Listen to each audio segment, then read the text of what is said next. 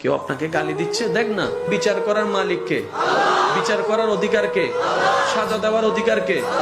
আল্লাহ তো করবেন বিচার। দুনিয়াতে আমার বিচার আপনার, আপনার বিচার আমার করার তো দরকার নাই। কথা বলেন ঠিক কি না? আমরা ভুলটা করছি কোথায় জানেন? ওই রবের দায়িত্বটা আমরা নিয়ে ফেলতার চেষ্টা করতেছি। মনে রাখবেন ভাইয়েরা, অন্যের জন্য রাস্তাকে সহজ করুন। আপনার দুশ্মন হোক, আপনার দুই চোখের দুশ্মন হোক, আপনি রবের দিকে তাকিয়ে অন্যের জন্য রাস্তাকে সহজ করুন।